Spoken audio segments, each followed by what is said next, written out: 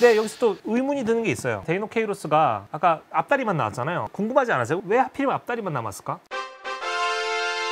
인사할 시간도 많습니다. 여러분의 시간을 낭비해드릴 느리지만 쿨한 과학 랩미팅입니다. 반갑습니다, 교수님들.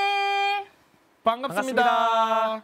복원된 모습이 되게 특이해요. 와. 데이노케이루스가 저렇게 생겼어요. 크기가 티라노사우루스보다 좀 더 커요. 부리로 티라노사우루스 머리통을 통통 칠 수가 있어요. 왼쪽에 있는 애들이 같은 층에서 나오는 타조 공룡이에요. 일반적인 타조 공룡은 저렇게 생겼어요. 타조에다가 꼬리 달린 것처럼 생겼는데 보통은 커봤자 한 6m까지 자라는데 쟤는 10m가 넘어가요. 완전 기괴하게 진화한 타조 공룡이었던 거예요. 그동안 상식을 깬 공룡이고 머리 형태도 되게 달라요. 약간 오리주둥이 공룡처럼 생겼고요. 주둥이 안에도 이빨이 없어요. 타조 공룡들이 원래 초창기에는 이빨이 되게 많았다가 진화하는 과정 중에 이빨들을 다 잃어요. 그러면서 이제 되게 다양한 것들을 먹거든요. 발견된 표본의 뱃속에서 물고기 척추랑 또 재밌는 게 자갈이랑 이런 것들이 발견됐어요. 그걸 먹어서 소화시키는 거예요. 닭이 모래를 먹잖아요. 네네. 그런 거랑 똑같은 거죠. 닭똥집이 이렇게 오래됐다 하는 거를 알려주는 화석이기도 해요. 야, 제 똥집 먹으면 이 나가겠네.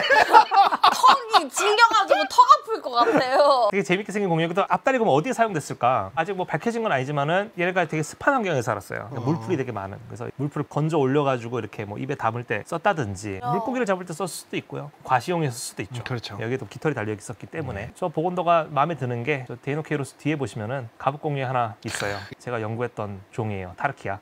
저 뒤에 숨어 있습니다. 네, 여기서 또 의문이 드는 게 있어요. 데이노케이루스가 아까 앞다리만 나왔잖아요. 궁금하지 않으세요? 왜 하필이면 앞다리만 남았을까? 공룡이 일부분이 발견되는 경우가 많긴 해요. 근데 보통은 이제 죽은 다음에 널브러진 채로 발견이 돼요. 사체가 썩는 과정 중에서 동물들이 이렇게 움직여 놓은 것도 있고 물이 흐르면서 머리가 떠내려간다든지 이런 경우도 있어가지고 하는데 쟤는 보면은 어깨뼈부터 해가지고 앞다리만 딱 잘 나온 거예요. 궁금하잖아요. 지금 왜 앞다리만 나왔을까? 이용남 교수님 팀이 데이노케이루스가 처음 발견된 지역을 찾아갔어요. 갔더니 추가적인 뼈들을 찾았어요. 똑같은 개체의 것으로 추정이 되는 동늑골이라고 해요. 모든 공룡이 다 갖고 있었던 건 아니지만 배 쪽에 갈비뼈가 있었어요. 숨 쉴 때 이거를 썼을 가능성이 크거든요. 왼쪽에 있는 게 데이노케이루스 배 쪽에 있던 갈비뼈예요. 보시면 뭔가에 긁힌 자국들이 나와요. 무언가에게 먹힌 흔적이에요. 이빨 자국이에요. 심지어는 배를 덮고 있던 갈비뼈에 나온 거예요. 이미 지금 먹힌 거겠죠. 누가 이를 먹었을까? 이빨 긁힌 자국들을 보시면은 빗으로 막 이렇게 끌고 놓은 것 같은 자국들이 있어요. 이빨의 앞뒤에 있는 톱날 구조에 의해 가지고 긁힌 자국이에요. 저걸 세잖아요. 그러면 어느 한 면적당 톱날이 몇 개 있는지를 알 수가 있겠죠. 저거. 톱날 크기라든지 이런 거를 추정할 수가 있어요. 아까 제가 잠깐 언급한 거긴 한데 육식공룡마다 이빨에나 톱날의 개수라든지 이렇게 달라요. 크기라든지.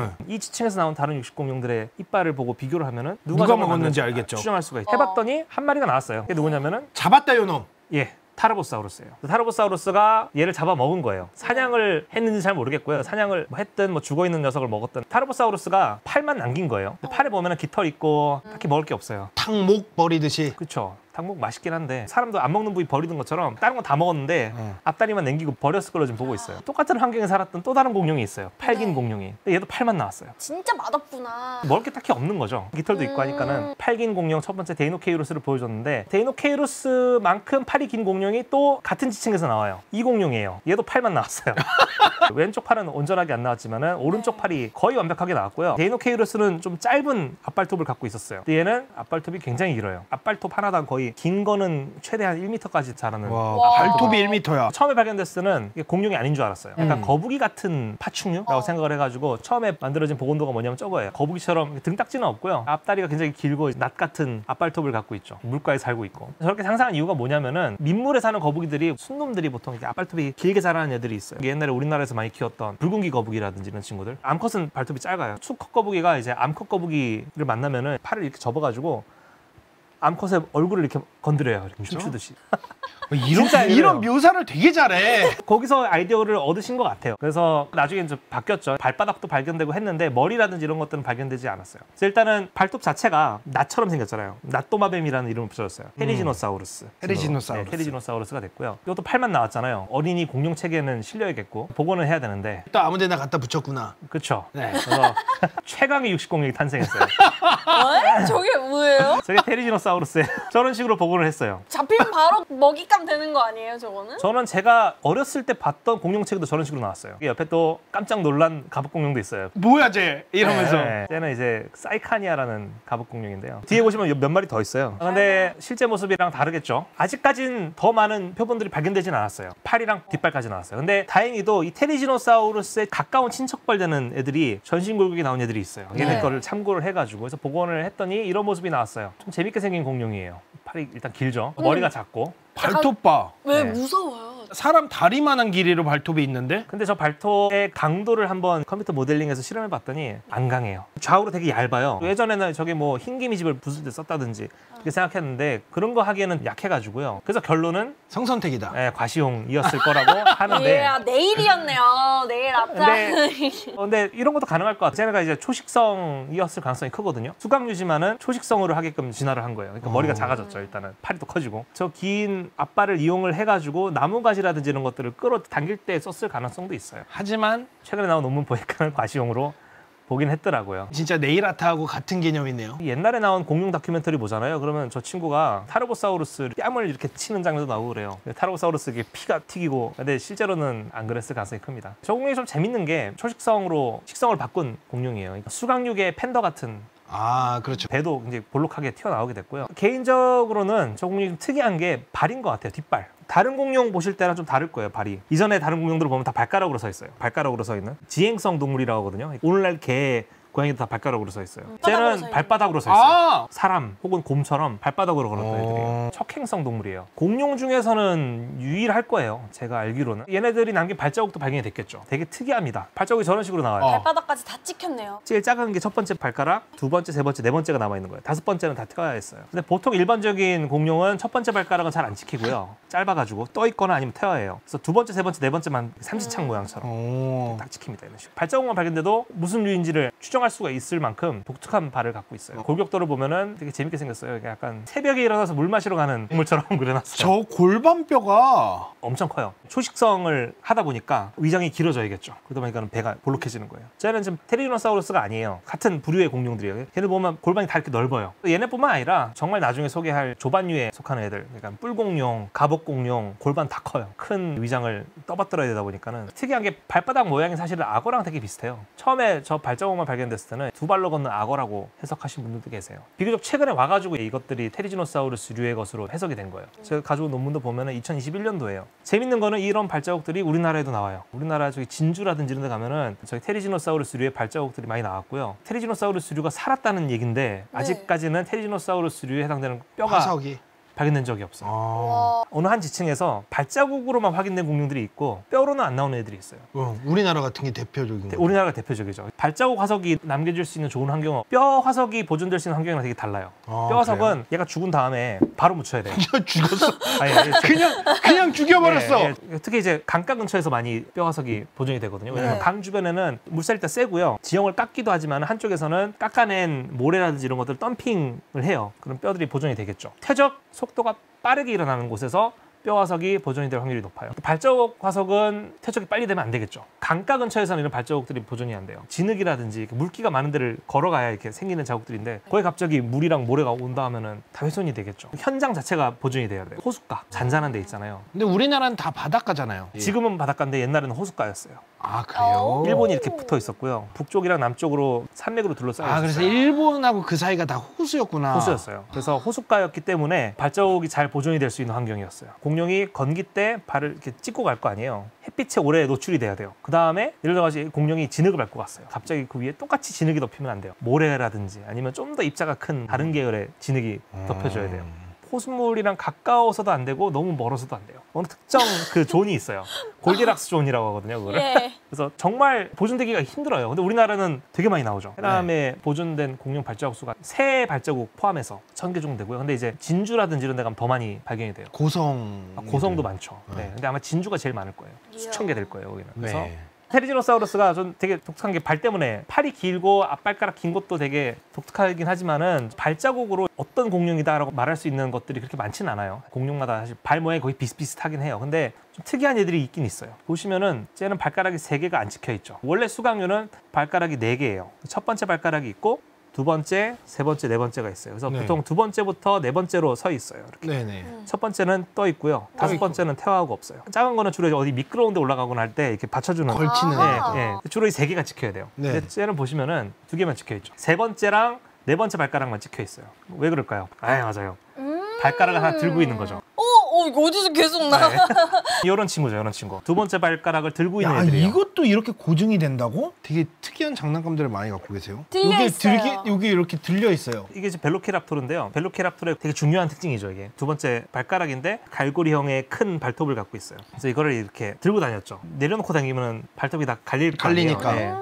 벨로키랍토르가 속해 있는 무리가 드로마이오사우루스과예요. 근데 얘네만 이런 식의 발을 갖고 있는 게 아니에요. 또 다른 애들이 있어요. 트로돈과가 있어요. 오른쪽에 보시면은 동물 두 마리가 보이죠. 위에 있는 얘가 드로마이오사우루스과의 모습이고요. 아래에 있는 친구가 트로오돈과의 모습이에요. 금년 논문이네요. 아, 예. 트로오돈과에 큰 발자국이 발견이 돼가지고 보고가 된 건데 얼핏 보기에는 잘 구분이 안 될 거예요. 둘 다 똑같은 발을 갖고 있고. 근데 학자들은 저 발만 보고도 이게 드로마이오사우루스과인지 트로오돈과인지 구분을 할 수가 있어요. 다행히도 뼈가 많이 발견이 돼가지고 발가락의 세부적인 해부학적 특징들을 학자들이 많이 알아냈어요. 얘네가 똑같이 두 번째 발가락을 들고 있긴 하지만은 나머지 딛고 있는 세 번째랑 네 번째 발가락 있죠. 트로오돈과들은 이 네 번째 발가락이 세 번째 발가락보다 짧아요. 굉장히 작은 해부학적 차이인데 위에 있는 두 개의 발자국은요 지금 같은 거예요. 찍힌 거를 그대로 따서 그린 건데 찍혀 있는 두 개의 발가락이 네 번째랑 세 번째인데 길이가 똑같죠 일단. 네. 아래에 있는 녀석은 이게 지금 왼발이고요. 지금 짙은 그 파란색으로 된 부분이 있죠. 제일 네. 깊게 찍힌 게. 저게 지금 세 번째 발가락이고 옆에 조그맣게 얇게 눌린 게 네 네 번째. 번째예요. 그래서 네 번째가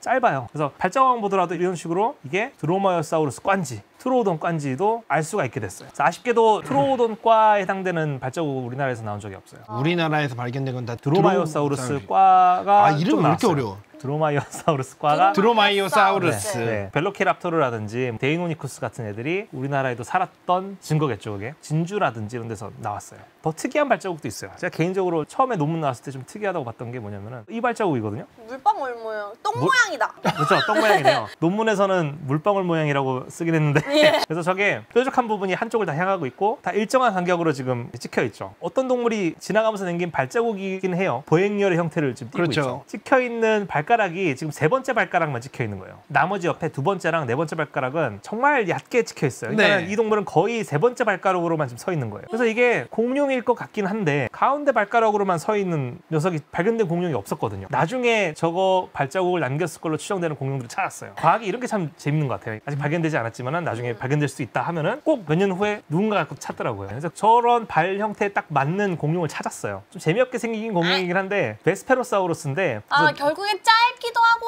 들고 있기도 하네요. 세 번째 발가락이 굉장히 길어요. 굉장히 빠른 속도로 달리기 위해서 저런 식의 진화시켰을 것으로 좀 보고 있어요. 재빠르게 뛰거나 걸어다니는 동물들 보면은 최대한 지면과 이게 닿는 면적을 작아야 돼.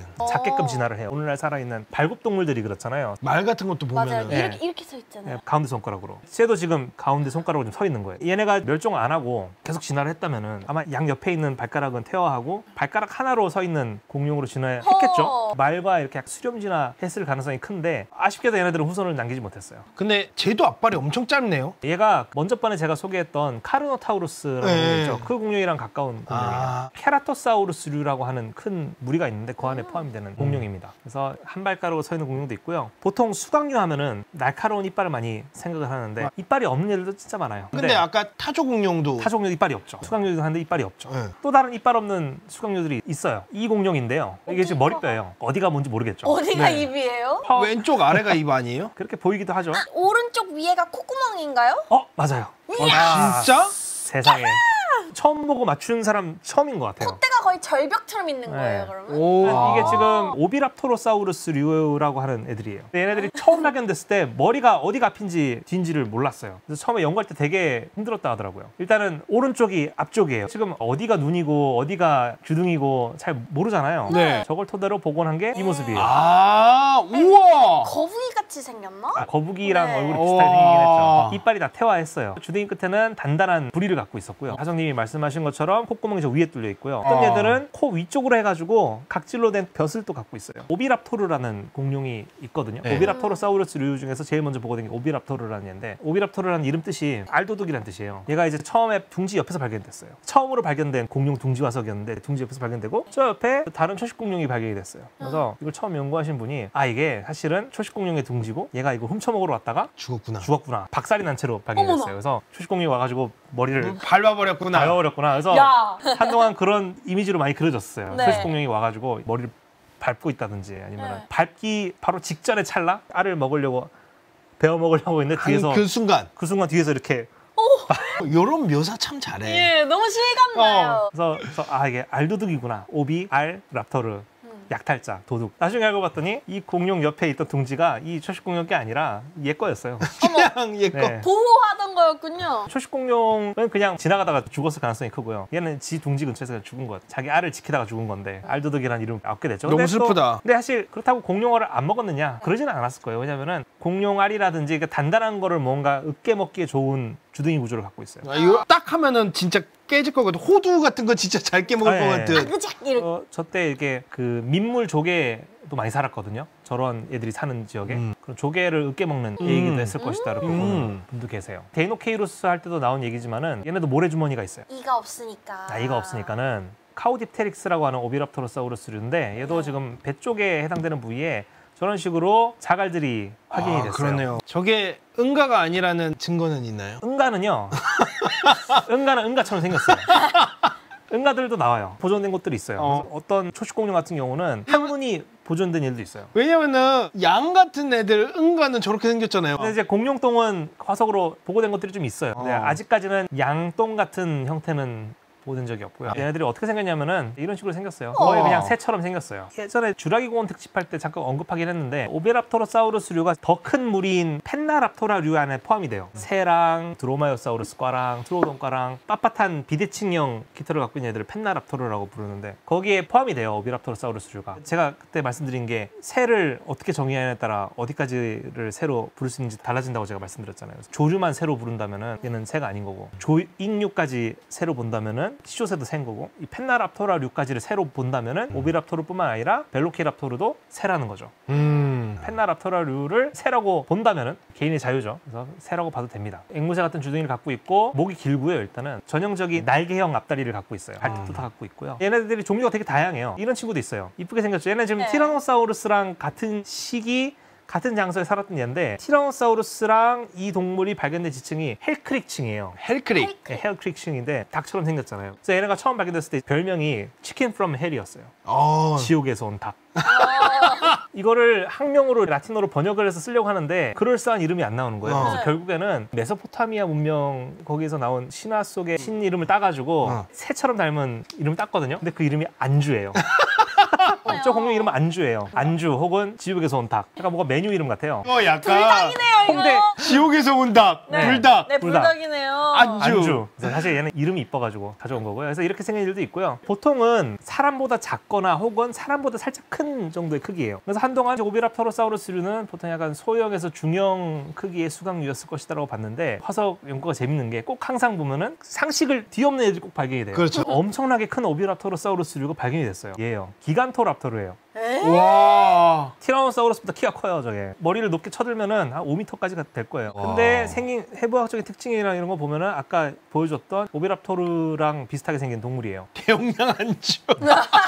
말 파티할 수 있겠네요. 네, 맛있었을 것 같아요. 그래서 이렇게 크기까지도 자랐다. 티라노사우루스보다도 더 크게 자랐던 수강류예요. 잡식성이었을 거고요. 쟤네가 또 알을 낳거든요. 오비랍토르들이 어떻게 알을 낳냐면은 알들을 이렇게 동글게 나열을 시켜요. 그렇죠. 가운데 부분이 비어 있어요. 거기에 부모가 앉아 있고 그거를 앞다리로 이렇게 날개로 덮거든요. 근데 대형 오비랍토로사우루스류의 둥지가 우리나라에서도 발견이 됐어요. 진짜? 아페도에서 발견이 됐어요. 목포 옆에 섬이 있어요. 다리 놓는다고 공사하다가 발견이 됐어요. 발굴해가지고 지금 목포자연사박물관에 가면은 전시가 돼 있어요. 둥지가 지름이 거의 2m 정도 돼요. 사람이 이렇게 누울 수 있을 정도의 둥지인 거예요. 알 크기가 이따만 합니다. 보통 이제 우리가 화석지를 천연기념물로 지정을 하는데 처음으로 화석 자체를 천연기념물로 지정한 게 그거예요. 근데 아쉽게도 이 공룡의 뼈는 발견이 되지 않았어요. 이 공룡도 아마 계절마다 왔다 갔다 하는 공룡이었을 가능성이 큽니다. 꼬랑지 쪽에 흰 깃털들이 나 있어요. 저것도 사실은 과시용이에요. 이거는 좀 더 다양한 증거에 의해서 뒷받침이 되고 있어요. 꼬리 끝에 있는 깃털의 흔적이 발견된 화석도 있지만은 그런 흔적들이 나오기도 전에 이미 꼬리 끝에 깃털이 있다는 거를 학자들은 알고 있었어요. 꼬리 끝을 이루고 있는 꼬리뼈들이 몇 개가 이렇게 합쳐져 있었어요. 재밌는 게 오늘날 살아있는 새에게도 볼 수 있는 특징이거든요. 그래서 그 구조를 뭐라고 하냐면은 미좌골이라고 불러요. 오른쪽 그림을 보시면은 저기 이뮤라고 써 있는 게 있고 말라드 덕이라고 써 있는 게 있어요. 이뮤는 이제 우리나라 말로 에뮤라고 하는 새고요. 타조랑 비슷하게 비슷하게 생겼어요. 한 일주일 동안 밤샌 타조처럼 생긴 애가 있어요. 일주일 동안 와 진짜 무섭게 생겼을 것 같아. 말라드 턱이 뭐냐면 청둥오리예요. 근데 보면은 아기 때는 꼬리 끝이 꼬리뼈가 여러 개 있다가 자라면서 꼬리 끝에 척추 몇 개들이 이렇게 합쳐져요. 합쳐지면서 꼬리 쪽에 부채같이 깃털들이 이렇게 자라나요. 그 뼈에 붙어요. 그거랑 똑같은 게 얘네들한테서 나와요. 왼쪽에 보는 게 다 오베랍토로사우루스류에 해당되는 미저골들이에요. 맨 위에 노민기아라고 하는 종류 같은 경우는 척추뼈가 5개가 지금 합쳐져 있죠. 그렇죠. P5라고 돼 있죠. 네. 그 아래에 있는 키티파티라고 하는 얘는 3개가 합쳐져 있고 네.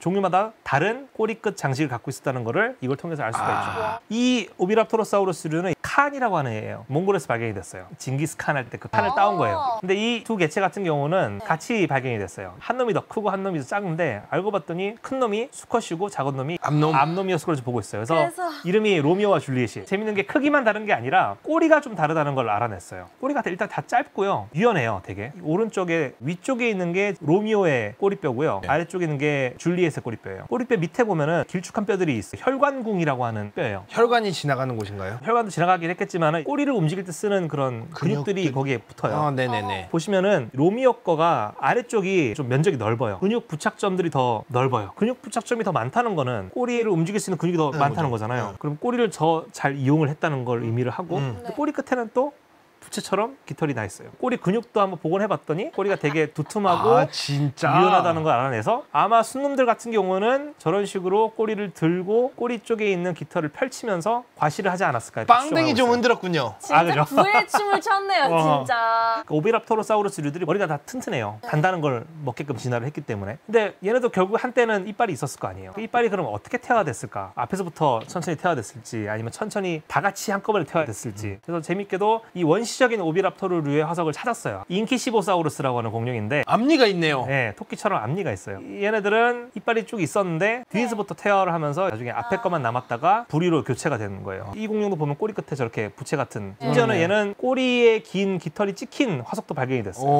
멋있다. 네. 처음에 이걸 발견했을 때는 이게 일단은 부리가 없잖아요. 이때는 덜 단단한 것들을 먹었을 것으로 봤고 이빨이 부리로 교체가 되면서 그때부터 단단한 먹이를 먹지 않았을까 추정을 했어요. 근데 올해 초에 나온 논문에 보니까요. 이 머리에 얼만큼 단단한지를 컴퓨터 시뮬레이션을 통해 가지고 조사를 해봤더니 부리가 없음에도 불구하고 굉장히 단단하다는 걸 알아냈어요. 부리가 없었음에도 불구하고 주둥이가 튼튼한 거예요. 부리가 생기기 이전부터 단단한 것들을 먹었을 걸로 지금은 해석을 하고 있어요. 그래서 그게 올해 나온 논문이에요. 좋습니다. 딱 반했어요. 이 말은 뭐다? 뭐 이런 공룡이 다 있어? 3탄이 곧 온다는 소리죠. 또 3편으로 공룡님을 모시고 찾아뵐 예정이고 공룡 연구 200주년이잖아요. 지금 여러 기관에서 행사를 되게 많이 하고 있어요. 6월 1일부터 6월 2일까지 국립중앙과학관에서 공룡 박람회를 하는 걸로. 그냥 공룡 박람회가 아니죠. 공룡 덕후 박람회입니다. 공룡 덕후 박람회. 네. 공룡 코스프레를 하고 가시면은 선물도 준다고 하더라고요. 너무 격하게 하실 필요는 없고요. 그냥 이렇게 뭐 공룡 티셔츠라든지 이런 거 입고 가도 아마 줄 것 같아요. 그래서 6월 1일 날 강연도 하고 모어 사이언스가 팝업 스토어를 간단하게 열 것 같습니다. 대전이면은 어디에서도 오기가 그렇게 불편하지 않아요. 딱 가운데잖아요. 딱 가운데다 보니까 또 여러 가지 이야기도 들을 수 있는 기회도 되고 또 많은 새로운 신상 굿즈들도 저희 선보일 예정이니까 국립중앙과학관에서 6월 1일, 6월 2일 여러분들 만나뵐 예정이니까 자세한 거는 추후에 조금 더 공지사항으로 올리도록 하겠습니다. 다음에 또 공룡님 모시고 조만간 또 이야기 나누도록 하겠습니다. 인사할 시간도 많습니다. 여러분의 시간을 낭비해드릴 느리지만 쿨한 과학 랩미팅이었습니다. 감사합니다 교수님들. 감사합니다. 감사합니다.